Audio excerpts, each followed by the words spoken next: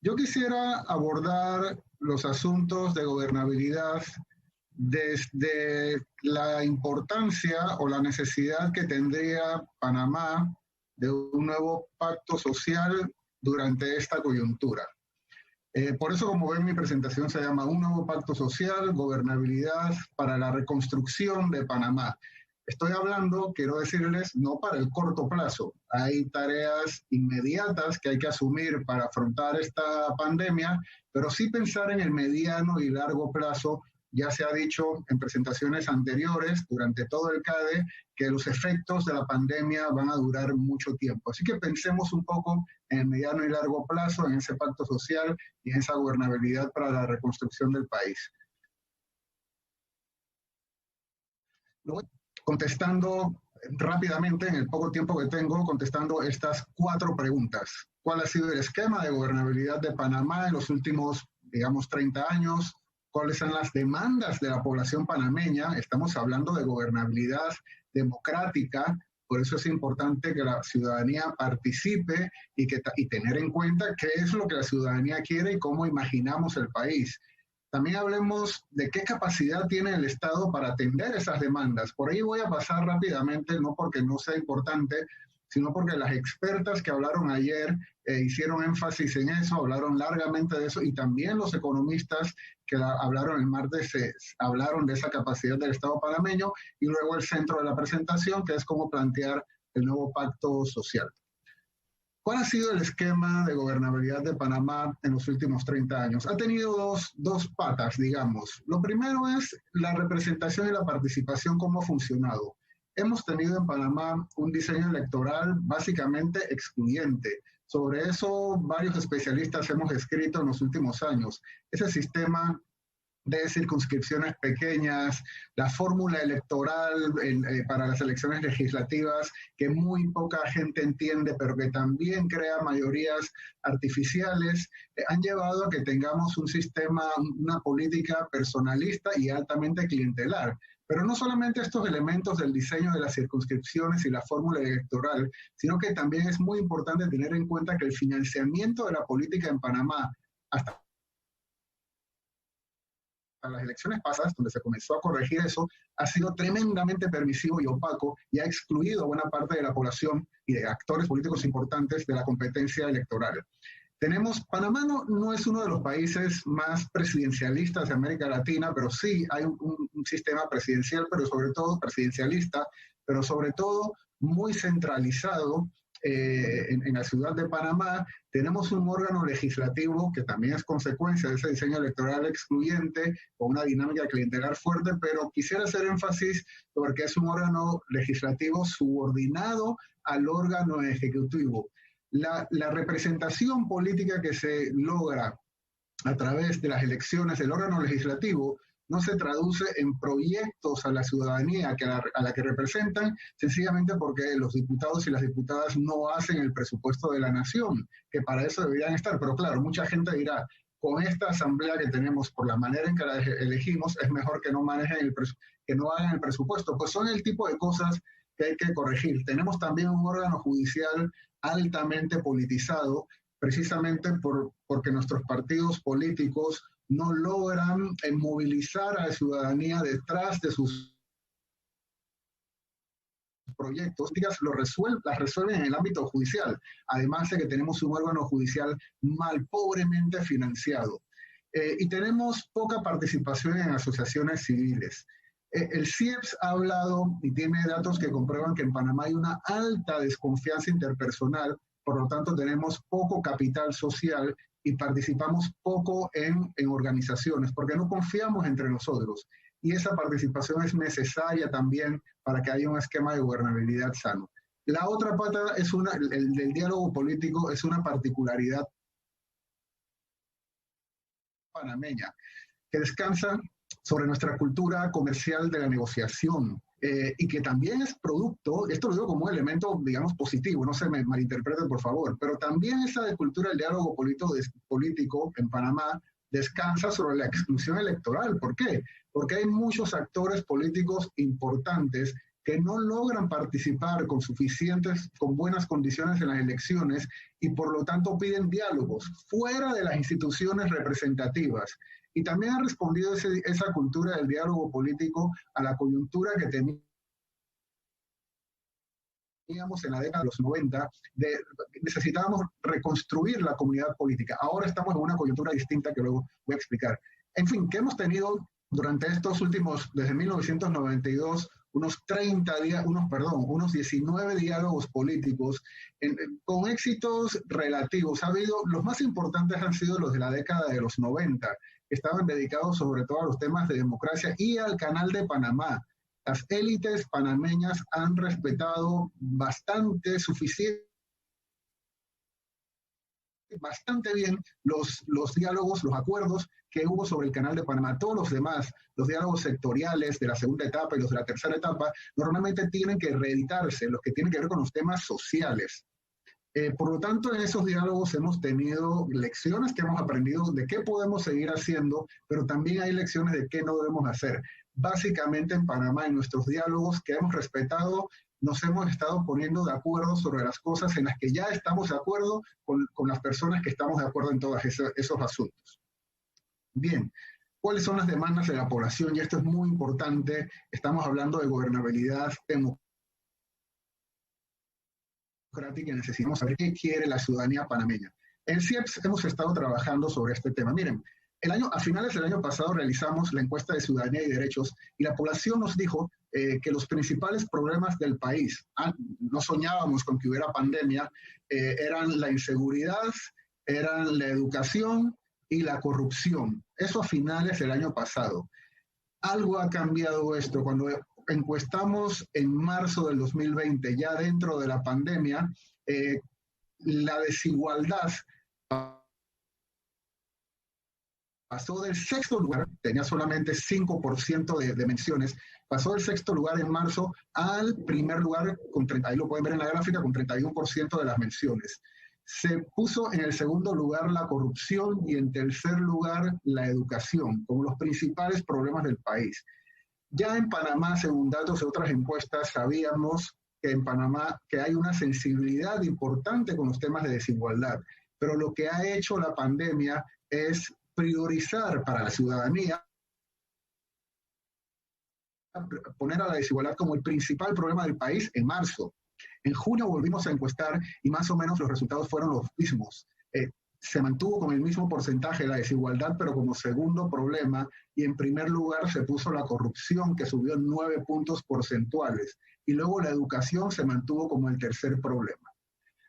Abordamos este mismo asunto desde otro punto de vista. Le preguntamos a la población cuánto del presupuesto nacional quieren que se dedique a atender esos problemas, y la población panameña ha sido muy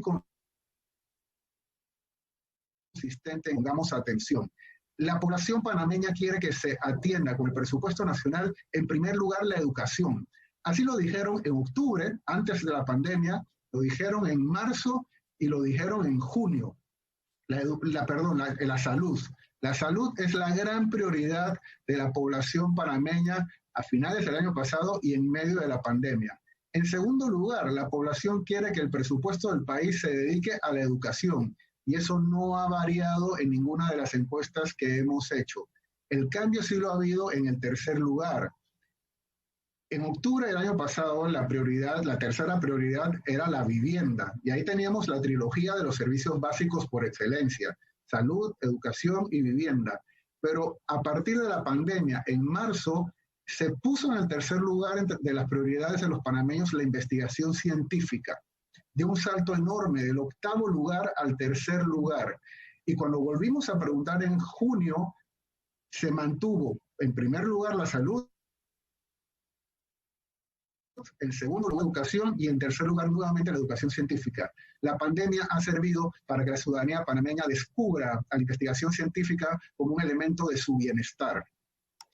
Le preguntamos un poco más, hemos preguntado muchas cosas, pero le preguntamos también a la población algo muy importante en que cruzamos en cuanto a capacidades del Estado.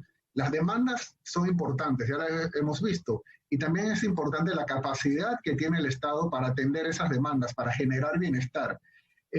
Y aquí se cruzan Bueno, le preguntamos a la población quién debe proveer los servicios de salud, de vivienda y de educación. Y miren, la respuesta es muy clara. La mayoría, el 55.9% de la población nos dijo que quieren que estos servicios básicos se provean desde el sector público. Solamente el 8.6% dijo que quieren que se provean desde el sector privado y un 35%, como segunda opción, ve que esquemas públicos privados también podrían ser una posibilidad para brindar estos servicios básicos. Como pueden ver en la gráfica de al lado, paradójicamente y frustrantemente, esa misma población nos dice que esos servicios básicos en Panamá funcionan mal o muy mal. 61% lo dice. Hace un par de semanas estuve haciendo la presentación de la encuesta de Ciudadanía y Derechos, que la pueden encontrar en la página web del CIEPS, y me preguntaban, bueno, pero ¿por qué si esto funciona mal en el ámbito público y la gente lo sabe, por qué piden que se provea lo público? En aquel momento no tuve la respuesta, pero revisando la encuesta tenemos quizás un acercamiento a esa respuesta. Miren, la población que más quiere, por arriba del 55%, que se provean servicios básicos a través del sector público, es la población más vulnerable del país. Los jubilados, las personas que tienen el nivel de escolaridad más bajo, las amas de casa, la mayoría de la población quiere que se haga a través del sector público simplemente porque saben que son servicios más accesibles para ellos. Por lo tanto, si atendemos los datos de la encuesta, el mandato de la población es arreglen la provisión de servicios básicos en el sector público porque son aquellos mediante los cuales podemos acceder a nuestro bienestar, salud, vivienda y educación. Bueno, ¿qué capacidad tiene el Estado panameño para atender estas demandas? Voy a pasar rápidamente por aquí porque de esto se habló con profundidad el martes. Todos los economistas coincidieron en este punto y también ayer las expertas que hablaron de los temas sociales. Miren, nuestra capacidad es baja no por haber generado poca riqueza, porque Panamá ha sido el segundo país del mundo que en los 10 últimos años ha generado más riqueza, pero estamos dedicando pocos recursos al gasto social, al gasto público social. Y aquí podemos ver que en general estamos a la cola de América Latina. El promedio latinoamericano es más o menos de 11.3%, y eso para los estándares latinoamericanos. Si nos comparamos con los países que generan mayor bienestar y tienen mayor calidad de vida en el mundo, estamos todavía más lejos en ese porcentaje de gasto público social. Pero comparado con América Latina, estamos entre los últimos. Y miren también específicamente en nuestro gasto público en salud. Y teniendo Panamá la capacidad de tener políticas públicas universales de educación y salud, estamos en salud en la cola de abajo, comparado con los países de América Latina, en términos de salud somos los penúltimos, pegados a Guatemala, teniendo más recursos para atender esa necesidad prioritaria de la población, que nos están diciendo, no solamente durante la pandemia, donde ha sido tan dolorosamente evidente, sino que desde antes ya la población nos estaba diciendo que quería y que queremos que se invierta públicamente en salud y en educación. Para atender esos rezagos que tenemos. Pero miren, yo creo que esto hay que tenerlo en cuenta también sobre nuestras capacidades. El saldo de la deuda pública del gobierno central es de 46% y el martes don Guillermo Chapman dijo que estaría, creo que es en 62% posiblemente al acabar la pandemia. El escenario menos favorable, el escenario más pesimista, marcado por el ICEFI, que es una institución que hace estudios centroamericanos, que tiene sede en Guatemala, ponía también el 60% el peor escenario de Panamá para la deuda pública. Y ojo, lo han dicho los organismos internacionales, los bancos internacionales, es el momento de endeudarnos. O sea, no hay que tenerle miedo a la deuda en este momento porque necesitamos hacerlo para atender los problemas. Pero esa deuda va a haber que pagarla. Y en Panamá tenemos una evasión del ITBMS del 45%. La mitad de los recursos a los que podemos acceder para atender el gasto social está siendo evadida. La evasión del impuesto sobre la renta para las personas jurídicas es del 72% y en las personas naturales es del 33.4%. No podemos crear un país, no podemos sostener un país de esta manera. Estamos hablando también de Estado de Derecho.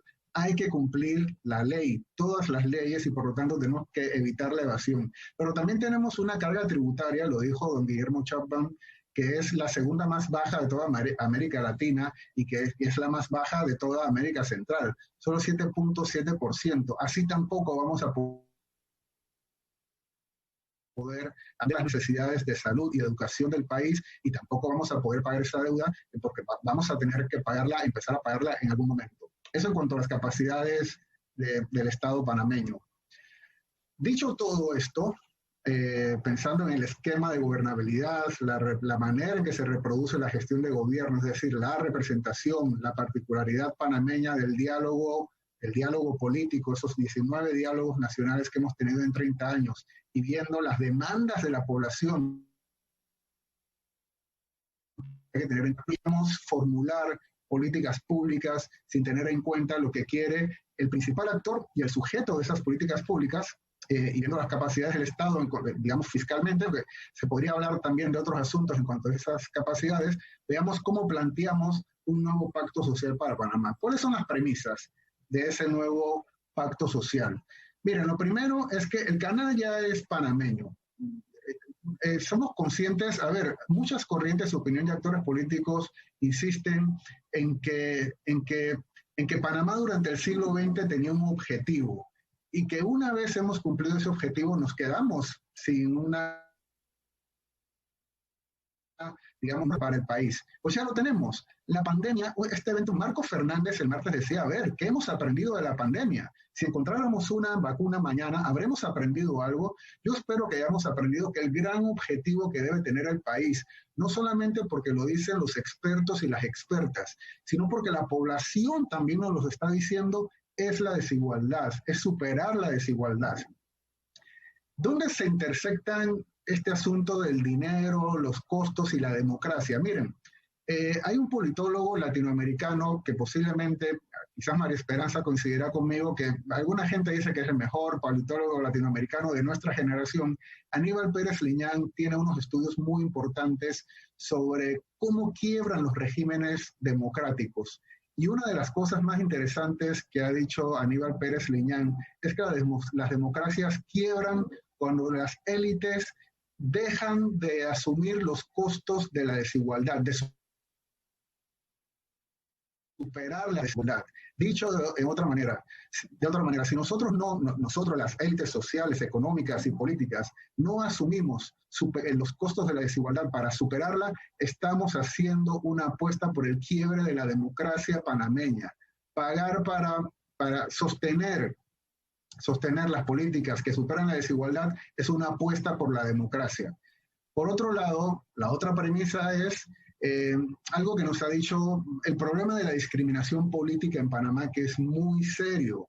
En la encuesta de Ciudadanía y Derechos, nosotros le preguntamos a la población primero si hay discriminación en Panamá, y aplastantemente nos dijeron que sí. Y luego les preguntamos cuáles eran las principales discriminaciones en el país. Y para nuestra sorpresa, no son, según la población, la de género, ni la étnica, ni la racial, ni la de preferencia sexual, que obviamente son muy importantes, sino que la población nos dijo que la principal discriminación en Panamá es por ideas políticas. Estamos por ideas políticas porque además las encuestas nos dicen que Panamá es uno de los países más ideológicos de América Latina. Quitémonos la idea de que somos tolerantes y que Panamá es un oasis, un paraíso político y que nosotros no tenemos ideología. No solamente tenemos, sino que somos muy ideológicos y discriminamos políticamente. Todos hemos oído hablar hemos acusado de ñángaras, liberfachos, fascistas, feminazis, beberianos. Eso se utiliza en la Universidad de Panamá. Lo hacemos todo el tiempo. En un diálogo político tenemos que aprender a dialogar con los adversarios, tenemos que aprender a dialogar con los antagonistas. Nuestros gremios empresariales van a ser los mismos, nuestros sindicatos son los que son, los gremios magisteriales son los que son y no van a cambiar. Vamos a tener que buscar un centro para entendernos. Y decimos, es que los demás son muy radicales. Miren, quienes tenemos la posibilidad de movernos en diversos ámbitos, siempre hemos escuchado acusación de que son radicales. Y el radicalismo político es un asunto de equidistancia. Cuando acusamos a alguien de radicales, posiblemente los radicales somos nosotros también. Entonces, reconozcámonos como país, reconozcamos nuestras posiciones ideológicas y buscamos un centro si queremos dialogar. Porque además, bueno, esto va con lo siguiente. Y lo segundo, no hay que pactar todo. Hay muchos problemas importantes, muchos acuerdos que hay que lograr, pero estamos hablando del pacto social básico para la convivencia de Panamá. No todos los asuntos, mi asunto no puede estar en ese pacto, sino que hay que buscar qué es lo básico. Y además tenemos que entender que se trata de un acuerdo político, un acuerdo de voluntades políticas, no son discusiones técnicas. Que es otro de los errores que hemos estado cometiendo en Panamá. Llegamos a un supuesto diálogo, ojo, primero, vamos a debatir, y en Panamá se ha hablado mucho del debate y hemos aprendido a debatir. Debatir no es lo mismo que dialogar. Dialogar se trata de escuchar al otro, de ponernos en el lugar del otro. Y no se trata de discusiones técnicas en las que llevamos nuestro arsenal de estadísticas, nuestras posiciones, muchas veces ideológicas, disfrazadas, y de allí no nos movemos. No es una discusión técnica, es un acuerdo político de voluntades y luego nos ponemos de acuerdo, veremos cómo eso se transforma en leyes, cómo lo vamos planificando, cuáles son los plazos, teniendo, digamos, los aspectos estadísticos y técnicos necesarios en cuenta. Pero en primer lugar, hay que tener acuerdos políticos. De eso estamos hablando.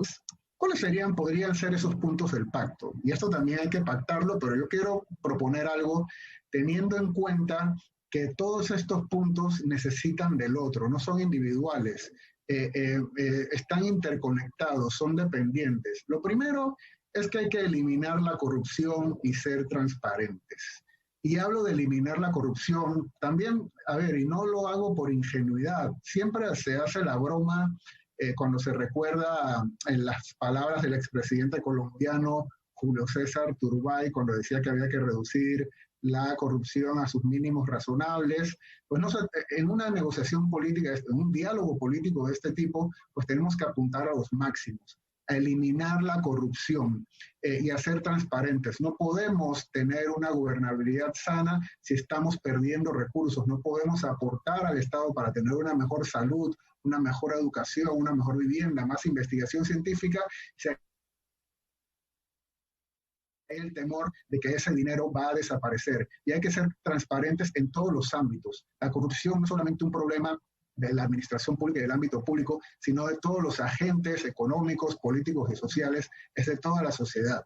También tenemos que profesionalizar el servicio civil. No podemos seguir con esta administración pública que tenemos, que es básicamente un botín político de los partidos políticos y de grupos económicos. Tenemos que racionalizar ese servicio civil gradualmente. Tampoco podemos echar gente a la calle porque no estamos resolviendo el problema, pero sí tenemos que hacer que funcione mejor y que tener un esquema de profesionalización en el que los mejores y las mejores panameñas trabajen en nuestro servicio civil compitiendo por esos cargos y estén bien remunerados.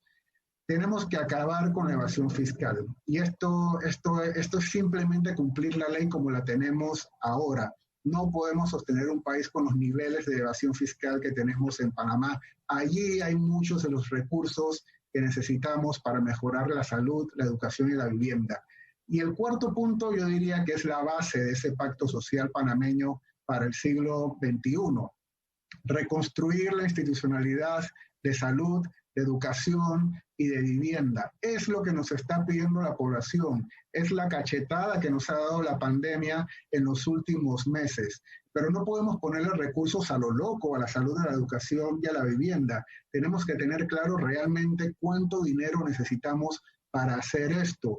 Y tenemos que reconstruir, no podemos tener más un sistema bicéfalo de salud, no podemos tener una administración de educación de la manera que la tenemos ahora, o sea, todo hay que reconstruirlo. Esto se puede allanar, parece difícil, es difícil, pero se allana el camino y se logra la mitad teniendo un acuerdo político para poder atender este asunto.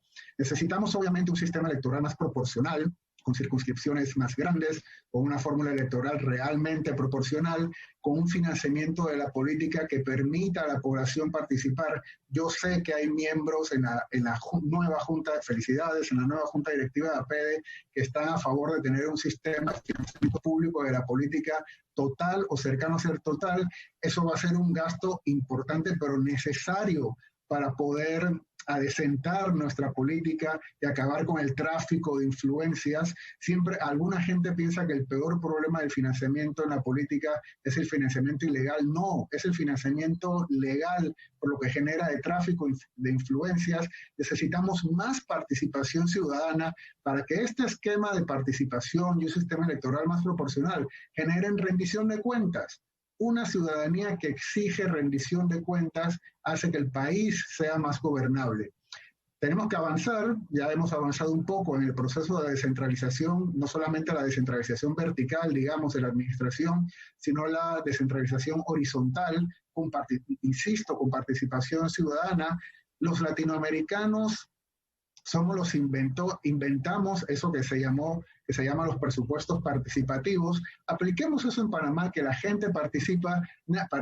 Nadie conoce mejor los problemas de su comunidad que las personas que viven en esa comunidad y están sufriendo los problemas. Así que la descentralización tiene que ser total. Y por último, y no por eso no es menos importante, ligado a la evasión fiscal, pues tenemos que avanzar hacia un modelo tributario más progresivo, basado en el principio de capacidad de pago.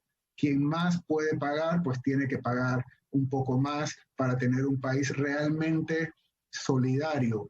El pacto social pasa en buena medida por allí, porque depende de eso a quienes no dejamos atrás. ¿A quiénes no dejamos atrás? ¿Quiénes somos los panameños? ¿Cómo abrazamos a los panameños y a las panameñas que se van quedando detrás? Miren, la ciencia política no sirve para hacer predicciones, pero sí podemos ver a nuestro alrededor. La exministra Mouchet recordó ayer que a finales de año había mucha convulsión en América Latina. Pensemos en Chile, en lo asombroso que estaba sucediendo en Chile durante un mes. Pensemos en lo que ha pasado en los últimos 2 años en Nicaragua. Pensemos en Venezuela. Estas cosas suceden. Necesitamos un esquema de gobernabilidad nuevo.